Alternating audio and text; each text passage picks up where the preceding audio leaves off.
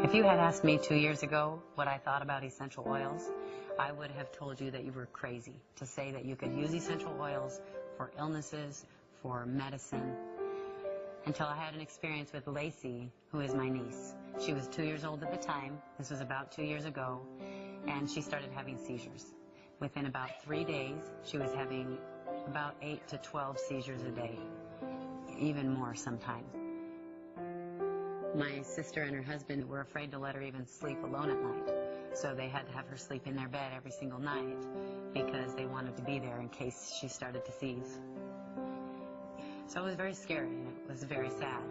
If I were watching Lacey, my sister would call periodically, very worried about her the whole time, trying to make sure I'd given her the medication on time, making sure I was watching her, making sure that she was in somebody's care every moment. So my sister couldn't even relax because she was constantly worried about Lacey.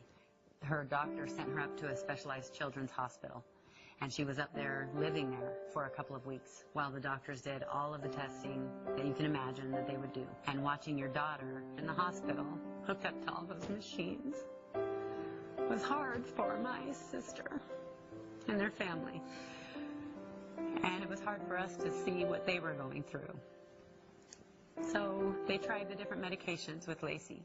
And over the next several months, the doctors would change the doses and try different combinations until it got to the point where Lacey was on the largest doses of all the medications they can give a 2-year-old.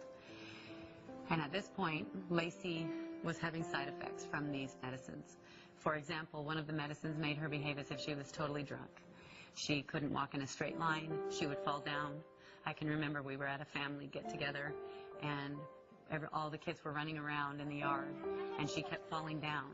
And you could see she was getting so frustrated. She was so mad that she couldn't run and play with the other kids. So it was very hard to see. After several months of this, a friend of my sister's told her, "You should try frankincense oil." And I thought it was crazy. I thought it was ridiculous. And I thought, give me a break. But they did try it. And as you can imagine, when you're dealing with something like that with your child, you're willing to try just about anything, especially if you know it's not going to hurt them. So they tried the frankincense oil. They applied it to the bottoms of her feet, which I thought was really weird, and it almost immediately stopped the seizures. She went down to, I believe, about 2 or 3 seizures a week instead of 8 to 12 a day, and I could not believe it. Today, Lacey is a happy, healthy little girl. She runs around with her friends, with her brothers and sisters, just like she used to before she started having the seizures. She can speak again because with the medication that she was using before, her speech became slurred and she couldn't talk appropriately, so it was very difficult to understand her. And so now she can talk and play and run around. She goes to school. She is able to do anything that she wants to do now. Once I went through that experience with Lacey, I wanted to use the essential oils for my family.